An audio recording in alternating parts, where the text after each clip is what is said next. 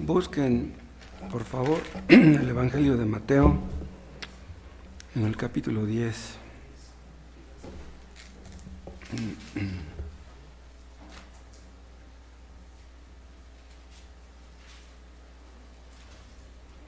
Vean lo que dice Mateo 10, 37.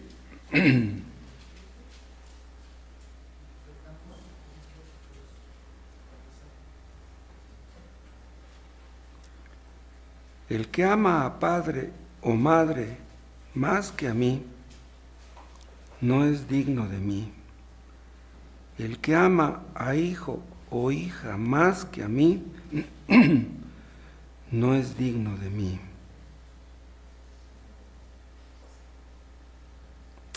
Hasta ahí la lectura. Padre, bendícenos a través de tu palabra. Gracias porque podemos reunirnos. Que no sea en vano. Que tu Espíritu Santo nos ayude a captar tus verdades eternas, a asimilarlas, a aplicarlas en nuestra vida. Muéstranos más claramente el carácter de tu Hijo Jesucristo para que podamos caer de rodillas delante de Él. Gracias, Padre, que tu Espíritu Santo nos ayude. En el nombre de Cristo. Amén.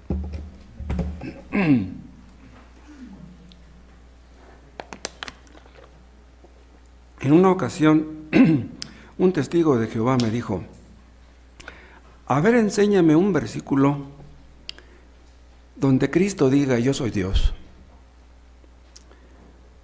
Yo le estaba diciendo que Cristo era Dios. Dice, no hay ningún versículo que lo diga. Dice, si Él era Dios, ¿qué trabajo le costaba decir yo soy Dios? Adórenme. Así, con esas palabras, no hay ningún versículo que lo diga. Pero hay muchísimos donde se infiere que Cristo es Dios. Y este versículo que acabamos de leer es uno de ellos. El que ama a padre o madre más que a mí, no es digno de mí.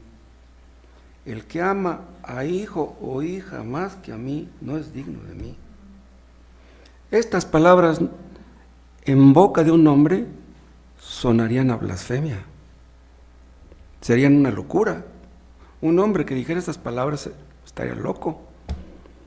Estas palabras no podría haberlas dicho sino Dios mismo. ¿Por qué debemos amar más a Cristo que a nuestros padres? ¿Por qué debemos amar más a Cristo que a nuestros hijos? Porque Él es Dios. No más por eso.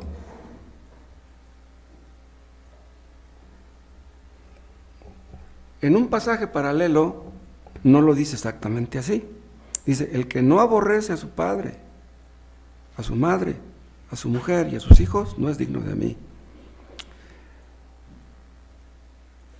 Este versículo que estamos leyendo interpreta aquel.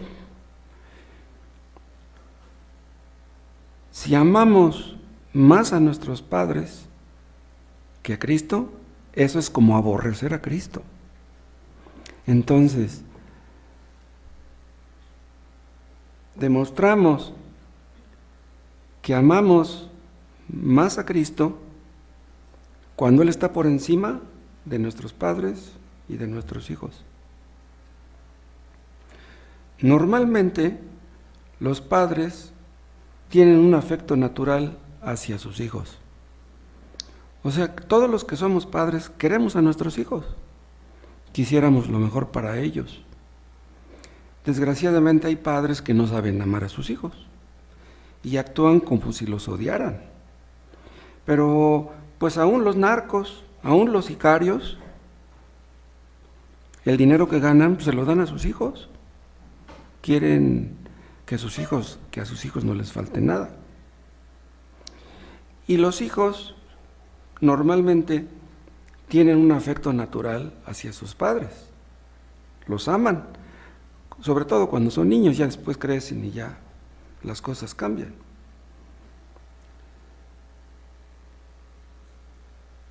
Y luego, más adelante, hay un versículo donde da a entender, el 39, que debemos amar más a Cristo que a nuestras mismas vidas. Por naturaleza, amamos a nuestra vida. O sea, por naturaleza nos amamos a nosotros mismos. Nadie se odia a sí mismo, aunque algunos actúan como si se odiaran. Pero vean, si debemos amar más a Cristo que a nuestros padres, que a nuestros hijos y que a nuestras mismas vidas, eso implica que Cristo es Dios. Cristo debe estar por encima de todo y de todos. Solamente Dios podría haber dicho palabras de este tipo. Han existido ateos que han despreciado las riquezas, el mundo, las vanidades. Los budistas, por ejemplo. Los budistas son personas que desprecian las cosas de este mundo, que se recluyen, los monjes me refiero. Podríamos decir que los budistas son buenas personas, pero ellos no desprecian a sus familiares. Bueno, los creyentes tampoco los despreciamos, pero al decir que debemos amar más a Cristo que a ellos es en un sentido decir como que los estamos despreciando, los estamos valorando menos que a Cristo. Hubo cristianos que perdieron a su familia por seguir a Cristo. Eso debe haber sido muy doloroso, porque los cristianos pues tenemos una conciencia sensible. Pero esos hijos que perdieron a sus padres por seguir a Cristo, no es eso lo que buscaban, pero eso fue lo que encontraron por seguir a Cristo, por seguirlo de todo corazón. Esa fue su cruz. Dice en el 38, y el que no toma su cruz y sigue en pos de mí, no es digno de mí. Esos hijos que perdieron a sus padres, esa fue su cruz. Qué terrible ha de haber sido eso.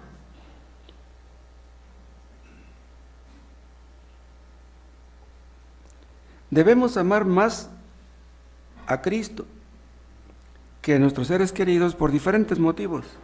El primero que les estoy mencionando es este, porque Cristo es Dios. Además, tus familiares, tus seres queridos, te pueden fallar. Bueno, de hecho nos fallan, porque ¿quién será el que esté satisfecho perfectamente de sus seres queridos? No, nuestros seres queridos nos fallan, nos defraudan, nos decepcionan.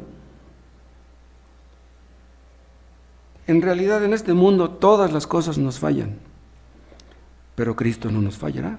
Dios no nos falla. Si Cristo es tuyo y tú eres de Cristo, nunca te fallará, nunca te volteará las espaldas.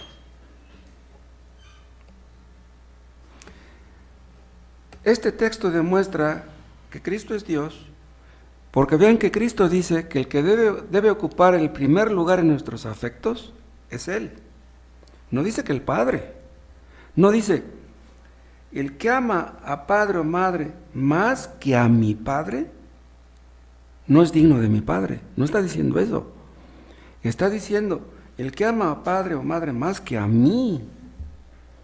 O sea, Él se está colocando en un sentido por encima del Padre, o en el mismo nivel del Padre, pero no por abajo.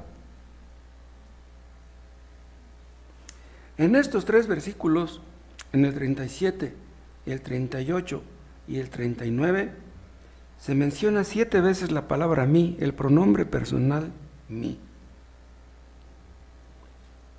Cristo no está diciendo que debemos amar más al Padre que a nuestros hijos.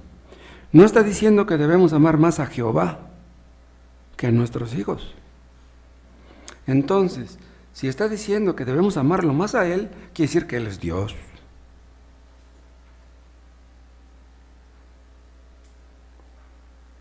Si amáramos a Cristo y Él no fuera Dios, eso sería idolatría. Y la Biblia por todas partes condena la idolatría. Hay un versículo que algunos piensan que contradice la idea de que Cristo sea Dios. Está en Mateo 22.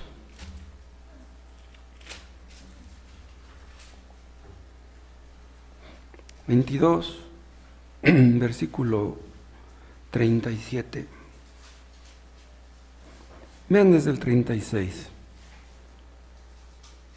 Le hicieron esta pregunta a Jesús: Maestro, ¿cuál es el gran mandamiento en la ley? Amarás al Señor tu Dios con todo tu corazón y con toda tu alma y con toda tu mente. Vean, amarás al Señor tu Dios. Entonces muchos piensan que aquí está diciendo que debemos amar al Padre. Aquí no está diciendo que debamos amar al Hijo. No, está diciendo que debemos amar al Padre, dice, con todo tu corazón y con toda tu alma y con toda tu mente. Entonces este versículo contradice los que acabamos de leer acá en Mateo 10, ¿no? Más bien lo confirma.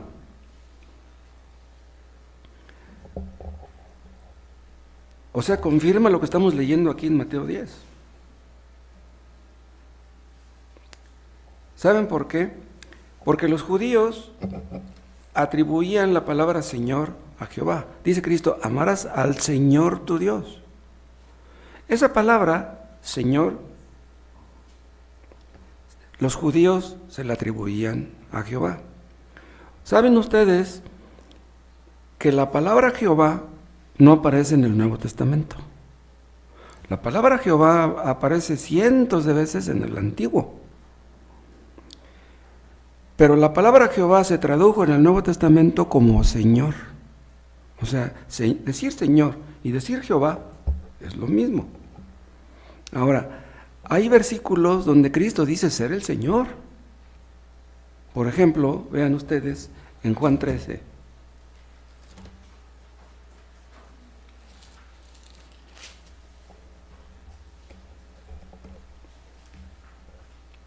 Este versículo de Juan 13 es definitivo en este asunto.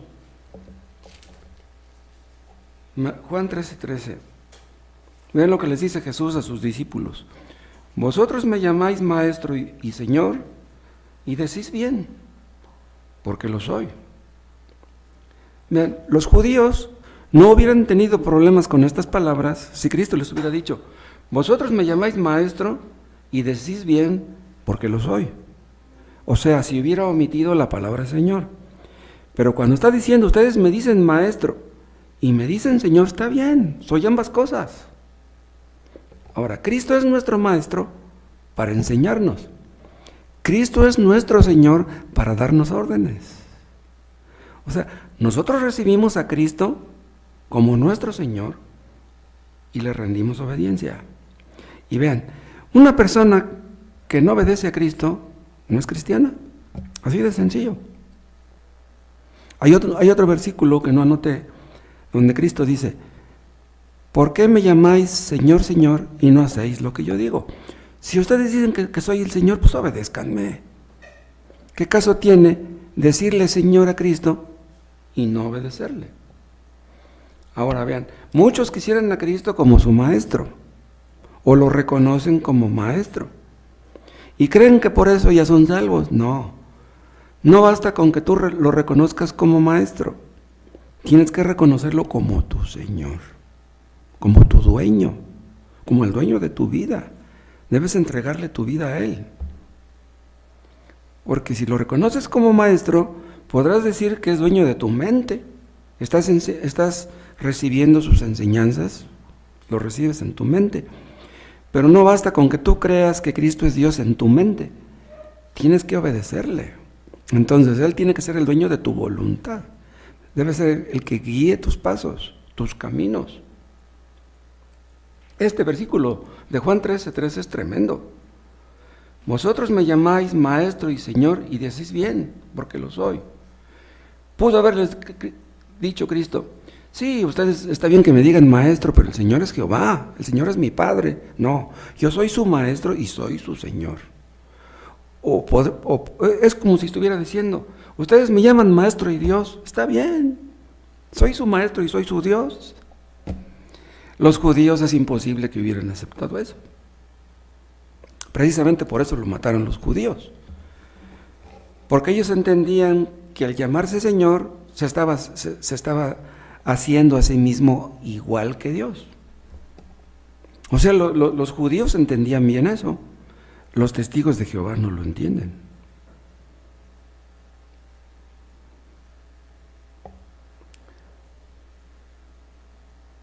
Entonces no podemos agarrar de Cristo nada más el papel de maestro y no querer sujetarnos a lo que Él nos diga. Los testigos de Jehová dicen que Cristo nunca afirmó directamente ser Dios. Ellos piensan que si Cristo lo hubiera dicho, entonces ya no hubiera habido problema. Pero vean, ¿por qué Cristo no dijo directamente que Él era Dios? ¿No pudo haberlo dicho? Claro que sí. Pero ¿saben una cosa? Si Cristo hubiera dicho, no nada más en un versículo, sino en 2, 3, 4, que Él era Dios, ¿saben qué hubiera pasado? No existirían los testigos de Jehová.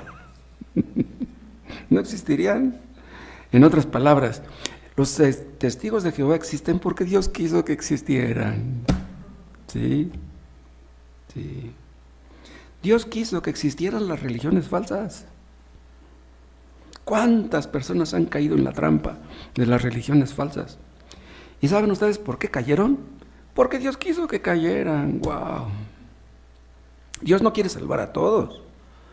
Si Dios quisiera salvar a todos, ningún trabajo le costaría. Cristo dijo ser el Hijo de Dios. Pero cuando Cristo dijo, soy el Hijo de Dios, es lo mismo que decir, yo soy Dios. Vean, aquí mismo en Juan, en el capítulo 19,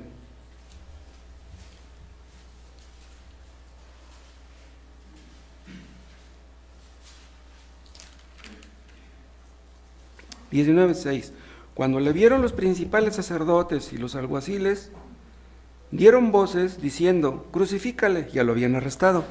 Crucifícale, Pilato les dijo, tomadle vosotros y crucificadle porque yo no hallo delito en él.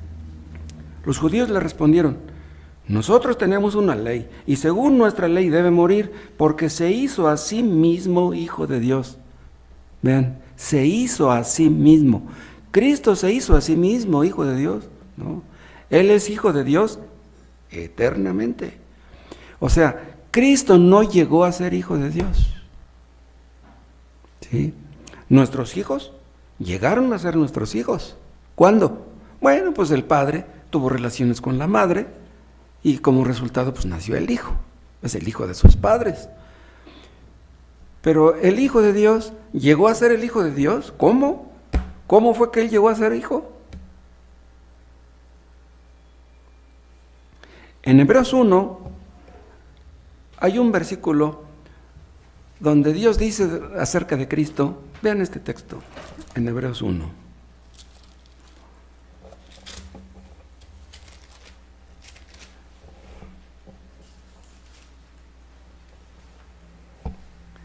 Estas palabras, vean, están sacadas del Salmo 2, Hebreos 1, versículo 5. Bueno, en el versículo 4 está diciendo que Cristo es hecho superior a los ángeles, ¿sí? Y luego lo dice en el 5, porque ¿a cuál de los ángeles dijo Dios jamás, mi hijo eres tú? Bien, el Padre le está diciendo al Hijo, eres mi hijo, pero eso no se dijo de los ángeles.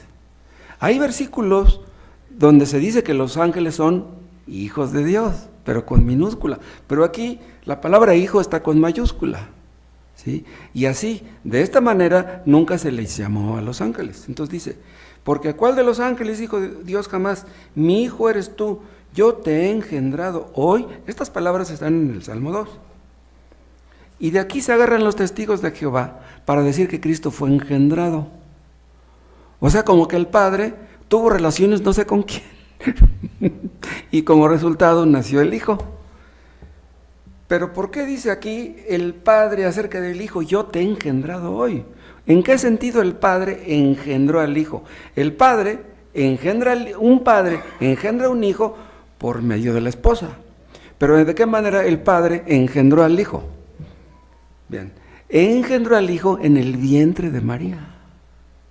O sea, María, la Virgen María, le prestó su vientre, ¿sí?, al Espíritu Santo, y en su vientre nació el que sería el Hijo de Dios, ¿sí?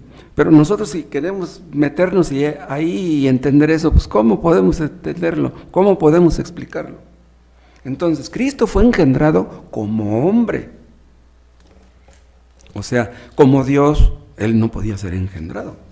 Y es por eso que Cristo era tanto Dios como era hombre. Entonces, como hombre fue engendrado, como Dios no es posible.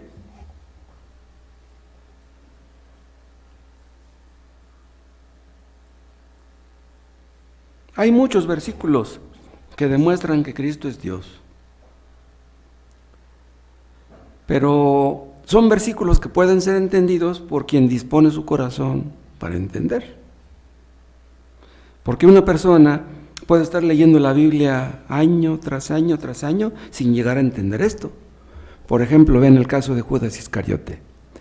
Judas Iscariote estuvo 3 años con Jesús, escuchando sus enseñanzas, personalizadas, escuchando sus predicaciones, viendo sus milagros. Judas Iscariote tuvo privilegios increíbles.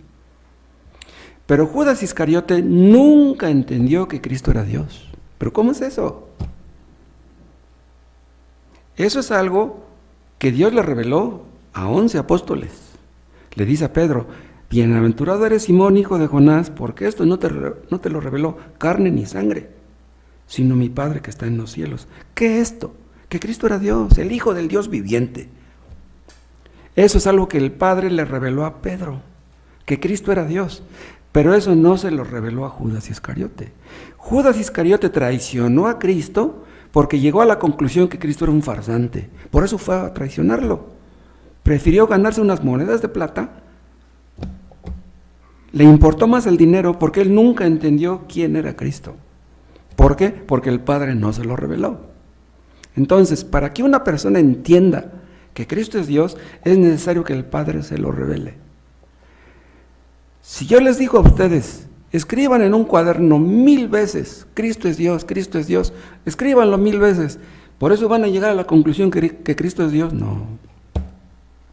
El hecho de que Cristo es Dios no se aprende escuchándolo, es algo que Dios nos revela a lo más profundo de nuestra personalidad. Entendemos que Cristo es nuestro Dios y caemos de rodillas delante de Él.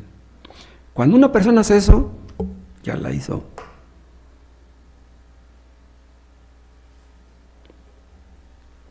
Vean ustedes en Juan 20.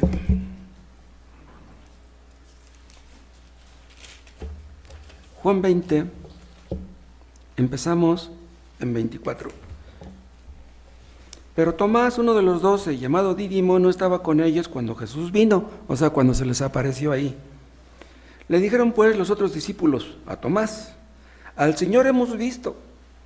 Él les dijo: si no vieren en sus manos la señal de los clavos, y metiere mi dedo en el lugar de los clavos, y metiere mi mano en su costado, no creeré. 8 días después estaban otra vez sus discípulos dentro, y con ellos Tomás. Llegó Jesús estando las puertas cerradas, o sea, se les apareció, o sea, no les tocó la puerta, y se puso en medio y les dijo: pasa vosotros. Luego dijo a Tomás: pon aquí tu dedo y mira mis manos, y acerca tu mano y métela en mi costado, y no seas incrédulo, sino creyente. Entonces Tomás respondió y le dijo: Señor mío y Dios mío. Vean lo que le dijo Tomás a Jesús.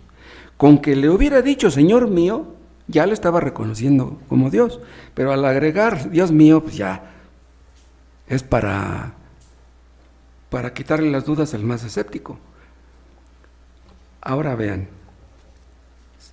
si Tomás estaba equivocado al decirle Dios mío, ¿por qué no le dijo Cristo: mira, no exageres, yo no puedo ser tu Dios, mira, tu Dios es el Padre, yo no? Pero Tomás le dijo: tú eres mi Señor y tú eres mi Dios. Y Cristo estuvo de acuerdo con eso. No lo desaprobó, no lo contradijo. ¿Por qué? ¿Por qué tendría que contradecirlo? Pues era su Dios. Hermanos, nosotros venimos aquí al culto de adoración los domingos y los miércoles. ¿A quién venimos a adorar? A Cristo. A eso venimos, a adorar a Cristo. Si Cristo no fuera Dios, seríamos idólatras. Entonces, al decir, venimos al culto de adoración de Cristo, no estamos mintiendo, no estamos diciendo nada antibíblico. Cristo es nuestro Dios.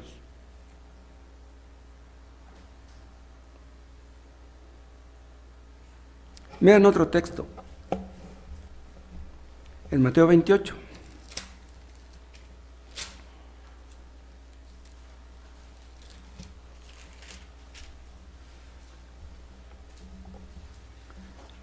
Mateo 28, 8. Entonces ellas, saliendo del sepulcro con temor y gran gozo, fueron corriendo a dar las nuevas a sus discípulos. Y mientras iban a dar las nuevas a los discípulos, he aquí Jesús les salió al encuentro, diciendo: salve, o sea, Cristo resucitado. Y ellas, acercándose, abrazaron sus pies y le adoraron. Vean, le adoraron. Entonces Jesús les dijo: no me adoren, están ustedes equivocadas. A quien deben de adorar es al Padre. No les dijo eso. Cristo aceptó la adoración de estas mujeres. Ahora vean, hay versículos donde se demuestra que los ángeles nunca aceptaron la adoración de nadie. Hay versículos donde se demuestra que los apóstoles nunca aceptaron la adoración de nadie. Pero Cristo aceptó la adoración porque Él era Dios. El Papa acepta la adoración, el Papa va y les pone la mano para que se la besen. Hasta los sacerdotes, antiguamente, no sé si todavía lo hagan, cuando saludaban a un sacerdote, ponían la mano para que se las besaran, aunque no las tuvieran limpias. O sea, como diciendo: adórenme. Cristo aceptó la adoración porque Él era Dios. Vean otro texto en Apocalipsis, capítulo 19. Ay.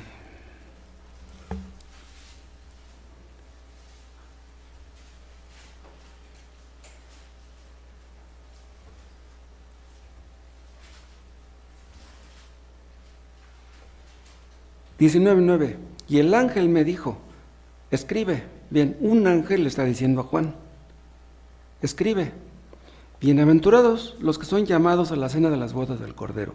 Y me dijo: estas son palabras verdaderas de Dios. Yo me postré, dice Juan, a sus pies para adorarle. Y él me dijo: mira, o sea, esta palabra mira quiere decir: ten cuidado, no lo hagas. Dice: yo soy consiervo tuyo y de tus hermanos que retienen el testimonio de Jesús. Vean, este ángel no aceptó la adoración del apóstol Juan. Y dice: yo soy consiervo tuyo. ¿Qué quiere decir la palabra consiervo? O sea, tú eres un siervo de Dios, yo también. ¿Cómo un siervo de Dios va a aceptar la adoración de otro siervo de Dios? No, el que debe ser adorado es Dios. Entonces, si Cristo aceptó la adoración, quiere decir que Él era Dios.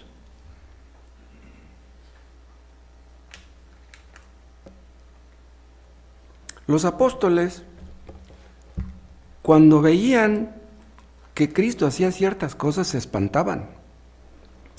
Por ejemplo, véanlo ustedes en Marcos, en el capítulo 4.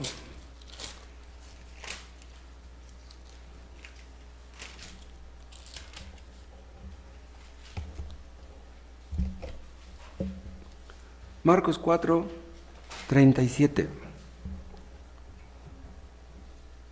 Pero se levantó una gran tempestad de viento y echaba las olas en la barca de tal manera que ya se anegaba. Y él estaba en la popa. Jesús, ¿no? La popa es la parte trasera del barco. Él estaba en la popa durmiendo sobre un cabezal. Y le despertaron y le dijeron: maestro, ¿no tienes cuidado que perecemos? O sea, ¿no te importa que nos vayamos a morir en esta tempestad? Y levantándose reprendió al viento y dijo al mar: calla, enmudece. Y cesó el viento y se hizo grande bonanza. Esto indica que se calmó la tempestad así. O sea, no fue poco a poquito y calmándose y después ya de 20, 30 minutos ya se calmó. No, todo indica que así de repente se calmó la tempestad. Y les dijo: ¿por qué estáis así amedrentados? ¿Cómo no tenéis fe? Entonces temieron con gran temor, vean, aquí está enfatizada la palabra temor. Temieron con gran temor y se decían el uno al otro: ¿quién es este que aún el viento y el mar le obedecen? Vean, aquí ya están espantados no por la tempestad, están espantados por Cristo. Dice, ¿quién es este? O sea, de repente les caía el 20 y dice, ¿quién puede calmar la tempestad en el mar si no solamente Dios? O sea que Cristo es más temible que una tempestad. Ahora vean Lucas, capítulo 7.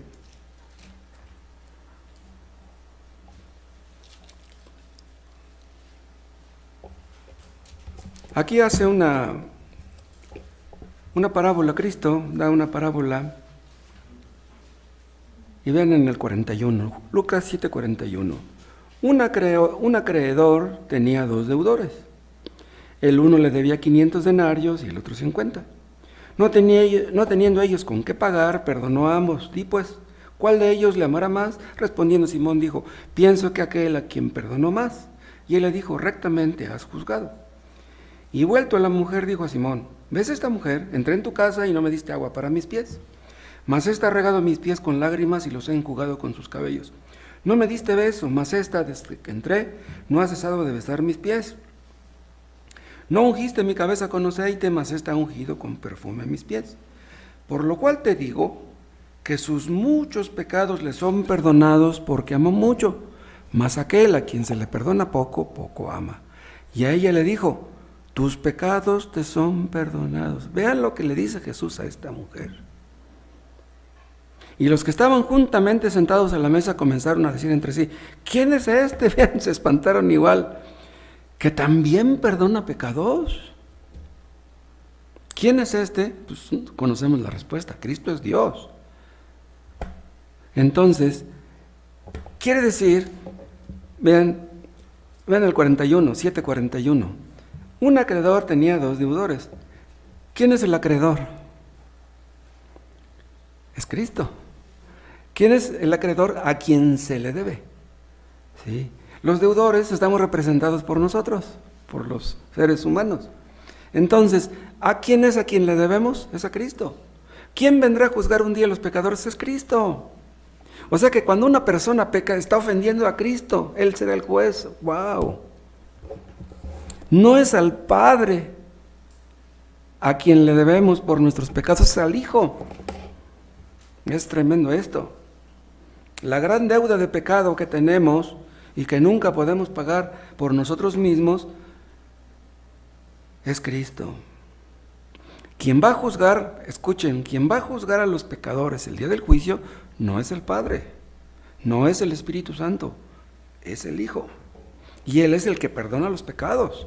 Aquí lo demostró desde que estaba en la tierra. O sea, este versículo también habla de nuestro tema. Si Él dijo, sus muchos pecados le son perdonados, ¿estaba mintiendo? Por eso se espantaron. ¿Quién es este que también perdona pecados? Ahora vean Santiago 4. Hace poquito tuvimos unos estudios en los primeros versículos de Santiago 4.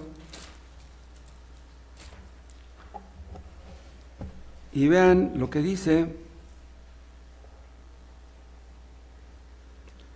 4:12. Uno solo es el dador de la ley que puede salvar y perder. Pero tú, ¿quién eres para que juzgues a otro? ¿Quién es el que puede salvar y perder? Es Cristo. Cristo te puede salvar. Cristo te puede condenar. Cristo puede hacer ambas cosas. Entonces, si tú te salvas, es porque Cristo quiso. Y si tú te pierdes, es porque Cristo quiso. Ahora vean, nosotros creemos que Cristo es nuestro Señor. Creemos que Cristo es nuestro Salvador. Creemos que Cristo es nuestro Redentor, el que pagó nuestro rescate. Pero vean, estrictamente hablando, Él es. O sea, no podemos decir entonces que el Padre es nuestro Señor, o que el Padre es nuestro Salvador, o que el Padre es nuestro Redentor. Esto se aplica a Cristo. Ahora, eso no niega la participación del Padre y del Espíritu Santo en la salvación del pecador, porque para que una persona sea salva, necesita participar el Padre, necesita participar el Hijo y necesita participar el Espíritu Santo. Vean.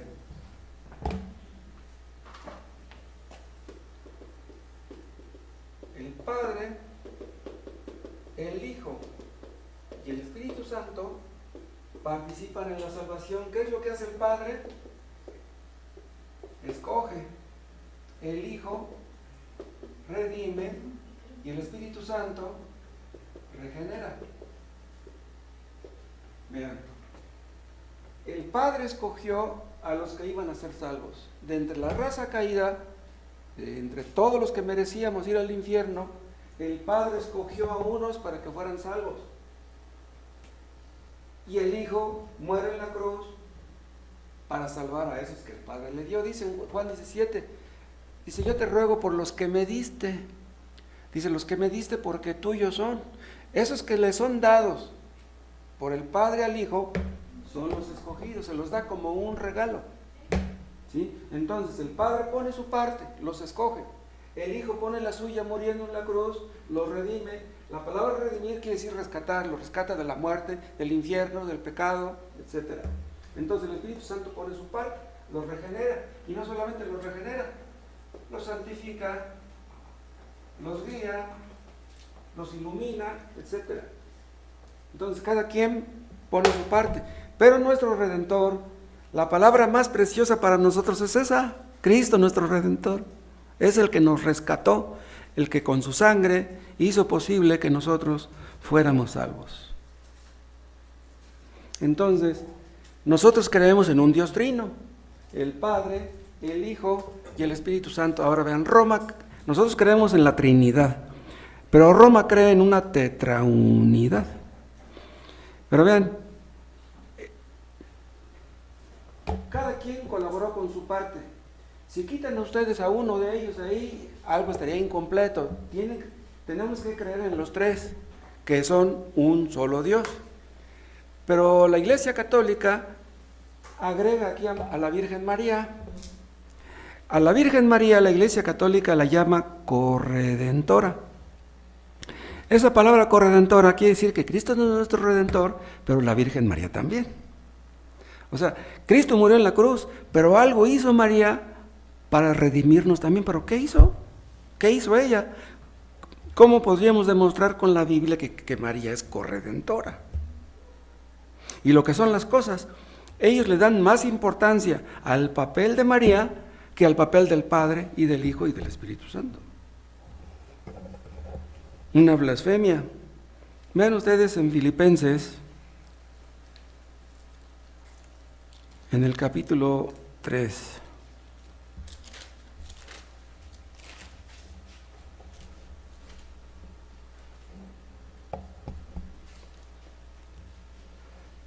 Filipenses 3:7. Vean lo que dice el apóstol Pablo. Pero cuantas cosas eran para mi ganancia, las he estimado como pérdida por amor de Cristo. Vean, no dice por amor del Padre, dice por amor de Cristo.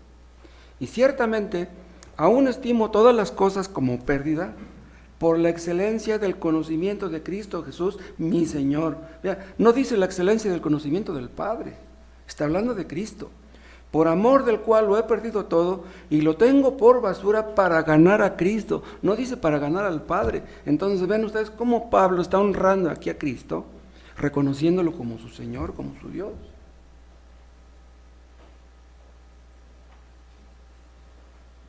Tantos versículos de este tipo. Pero sigan leyendo y vean cómo dice el versículo 19.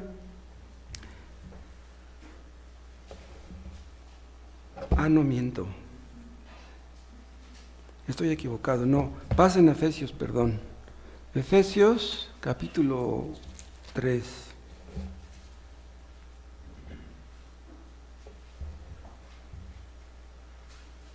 (3:17).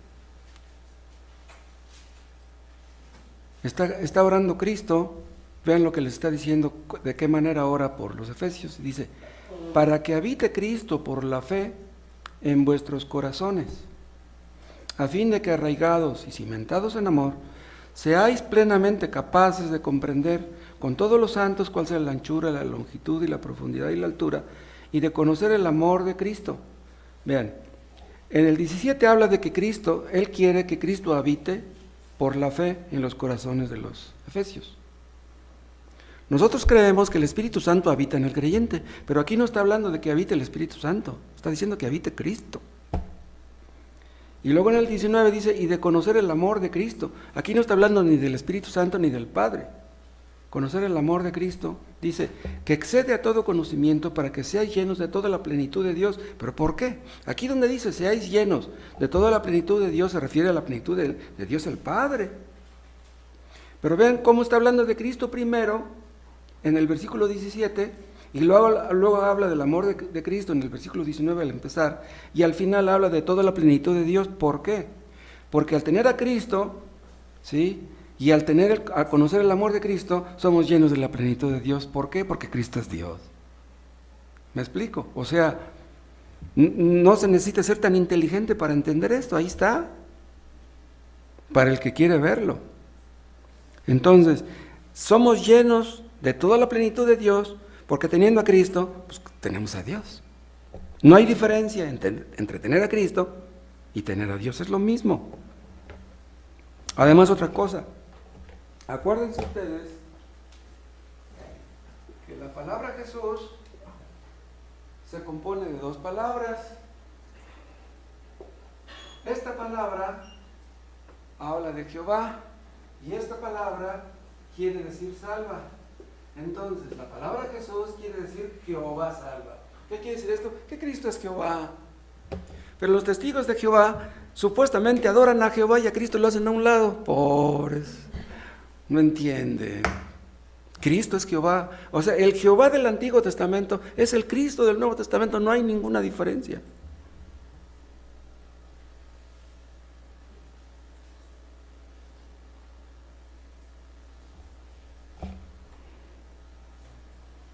Ahora vean otro texto en Romanos, en el capítulo 8.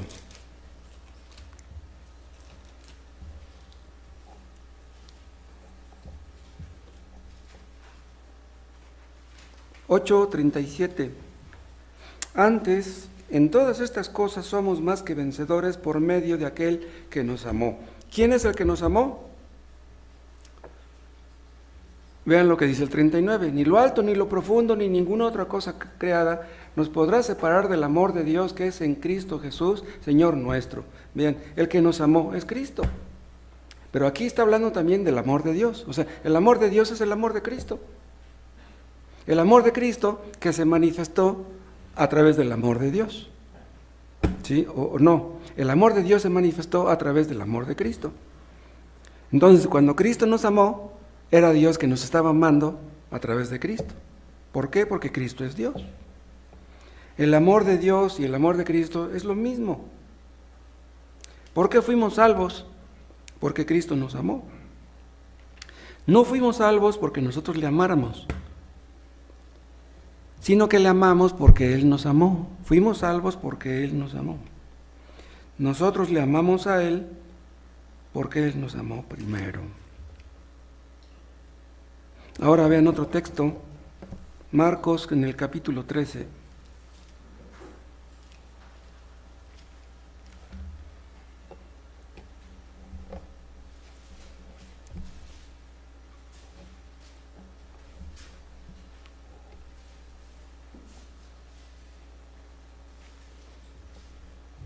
Marcos 13:31. El cielo y la tierra pasarán, pero mis palabras no pasarán. Ven, este solo versículo nos demuestra que Cristo es Dios. ¿Qué hombre podría haber dicho palabras de este tipo? El cielo y la tierra pasarán, pero mis palabras no pasarán. O sea, si tú haces a un lado las palabras de Cristo, si pasan inadvertidas para ti, si lees y no obedeces, ¿en qué problema te estás metiendo? No es posible que las palabras de Cristo puedan ser menospreciadas, ignoradas. Las palabras de Cristo son las palabras de Dios. Vean otro texto en Juan, en el capítulo 12.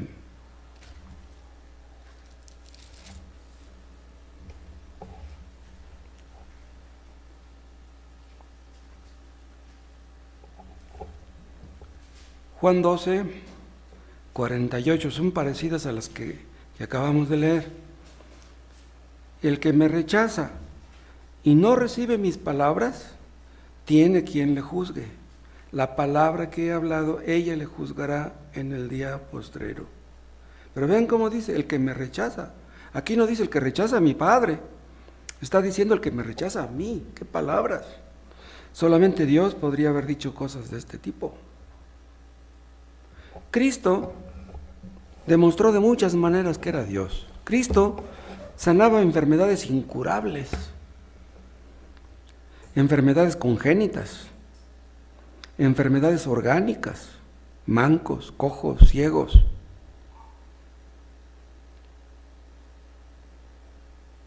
Yo he escuchado de una iglesia que hay allá por Ecatepec, donde dicen que los pastores de ahí son expertos en sanar a los que están enfermos de pie plano. Digo, caray. Sí, dice, muchos de los que van ahí dice, tenían pie plano, dice, pero pues ya fueron sanados. Pues yo no puedo explicar eso, pero Cristo nunca habló del pie plano. Cristo casi nunca le preguntaba a la gente de qué estaba enferma. No, Él lo sanaba, Él sabía de qué estaba enferma la gente. En alguna ocasión preguntó a alguno, ¿qué quieres que te haga? Pero no les preguntó porque no supiera de qué estaban enfermos. Les preguntó para que ellos entendieran cuál era su verdadera necesidad. Por ejemplo, en el caso del ciego de nacimiento. El ciego de nacimiento, él entendería que su problema era su ceguera. Pero vean, cuando Cristo terminó de toda esa historia del ciego de nacimiento, ¿se acuerdan de qué habló? Dice, yo soy la luz del mundo, el que me sigue no andará en tinieblas, dando a entender que el problema de los ciegos no es la falta de vista. El problema de los ciegos es que sus pecados tienen que ser perdonados. O sea, el ciego de nacimiento necesitaba luz, no en sus ojos, necesitaba luz en su alma. ¿De qué serviría que Cristo sanara a un ciego que ha sido ciego toda su vida y que ese ciego terminara en el infierno? Lo más importante no es que una persona sea sana de su cuerpo, de su enfermedad. Lo más importante es que sea sana de su alma. Que Cristo te perdone tus pecados. Cristo sanó a muchos enfermos, pero pocos creyeron en Él. No vayan ustedes a pensar que todos aquellos que fueron sanados, todos ellos eran creyentes, no. Qué terrible que personas que Cristo sanó hayan terminado en el infierno. Cristo conocía los pensamientos de la gente. Cristo conocía sus pensamientos. Cristo era todopoderoso. Cristo era omnipresente. O sea que Cristo podía estar en todas partes, y eso lo demuestra en Juan, en el capítulo 3. ¿Quieren checar este texto?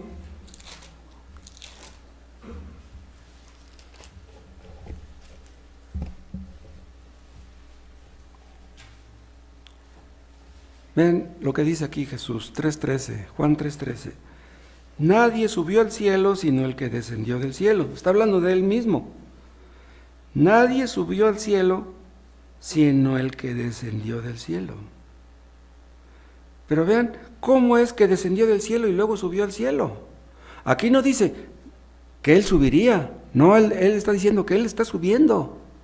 ¿Me explico? O sea que aunque Él estaba aquí, en un sentido estaba allá. Porque vean cómo dice, el Hijo del Hombre que está en el cielo. Pero ¿cómo está diciendo el Hijo del Hombre que está en el cielo si Él estaba en la tierra? O sea que al mismo tiempo de estar aquí, Él está allá. ¡Wow! Si eso no es omnipresencia, ¿podrían ustedes decirme entonces qué es?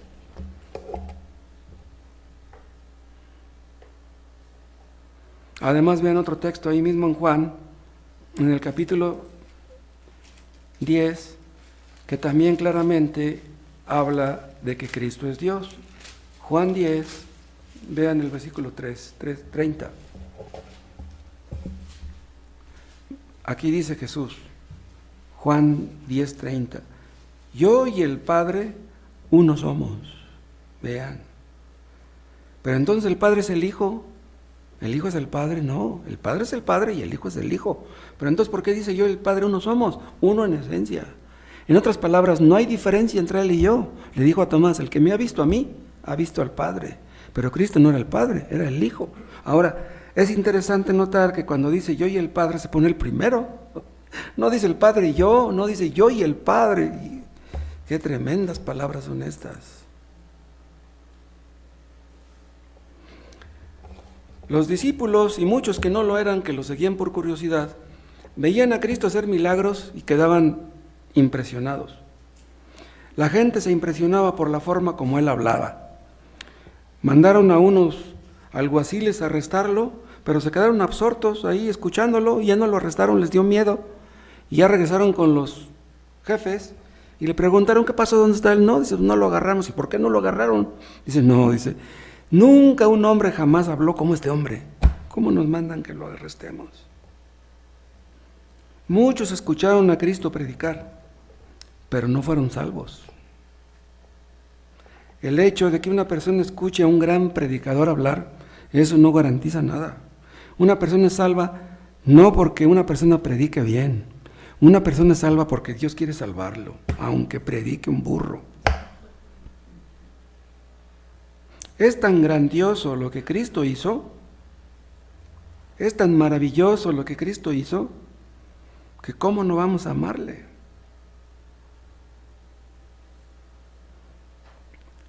Vean cómo dice Juan, 1 Corintios, capítulo 16.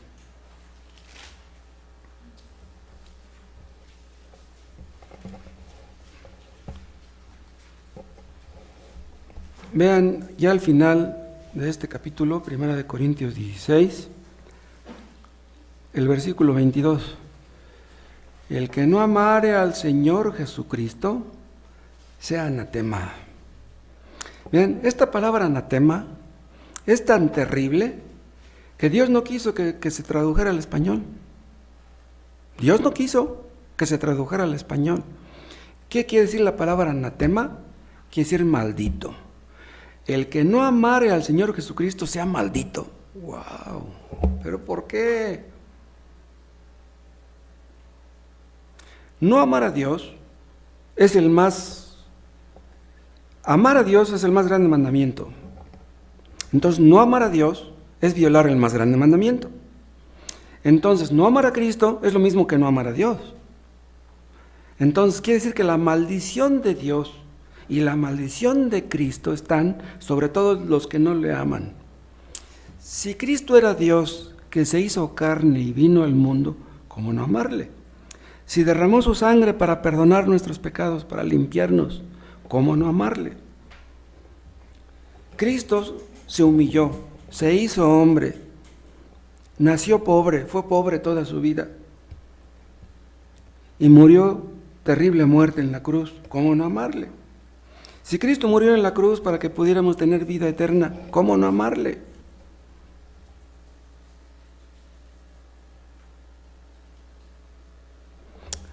Dice, el que no amare al Señor Jesucristo, sea anatema.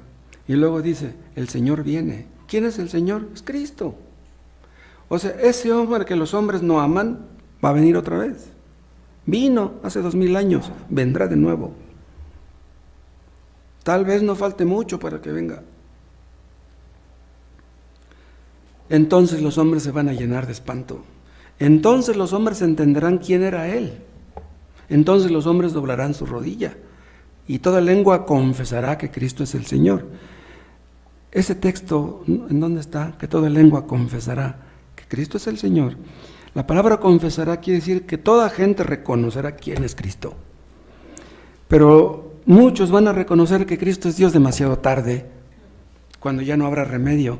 Entonces, yo los invito que los que no han reconocido a Cristo como su Señor lo reconozcan ahora, antes de que sea demasiado tarde. Cristo es el Señor.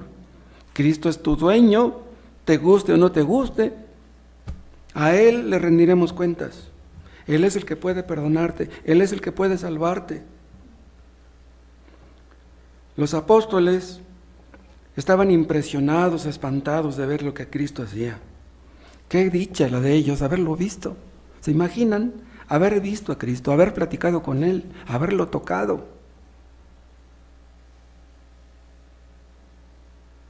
En una ocasión, ¿se acuerdan que 3 de los discípulos vieron cuando Cristo se transfiguró y sus ropas se hicieron blancas como la nieve? Y estaba tan espantado Pedro que le dijo a Jesús: Señor, hagamos 3 pabellones, hagamos 3 ¿qué? Enramadas. Dice, una para Elías, otra para Moisés y otra para ti. Y de repente escucharon una voz que dijo: este es mi hijo amado, a él oíd. ¿Se acuerdan de eso? Véanlo, está en Mateo 17.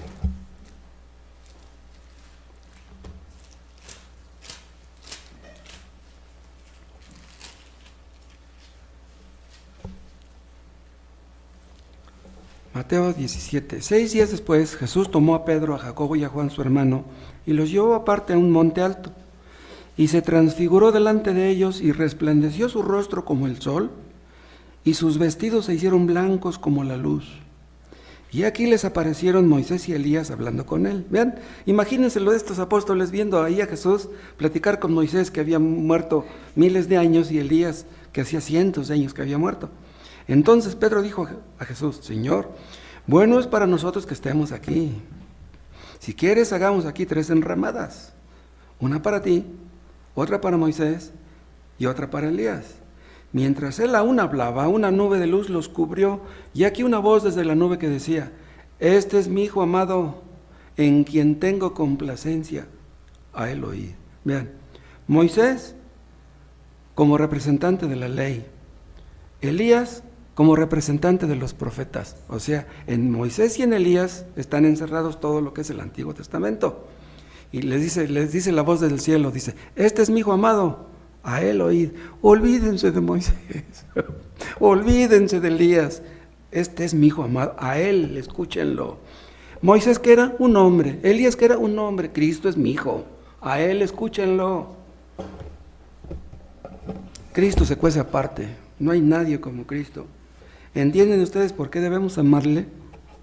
¿Entienden ustedes por qué no amarle a Él es idolatría? El que no ama a Cristo es porque ama otras cosas. Cristo no cabe en su corazón. Oh, que Cristo reine en nuestros corazones. Gracias, Padre. Gracias por lo que Cristo hizo y por lo que está haciendo ahora, intercediendo por nosotros. Oh, Padre, cómo no amar a nuestro Señor y Salvador. Aumenta nuestro amor por Él y nuestra gratitud. Padre, tenemos tantos motivos para estar contentos y agradecidos. Y te pedimos, Padre, por los que no son salvos, que no han entendido aún quién es Cristo, ayúdales, abre sus ojos para que vean, abre sus oídos para que oigan, para que entiendan quién es Él y para que caigan de rodillas delante de Él, que lo merece muy bien. En su nombre te lo pedimos. Amén.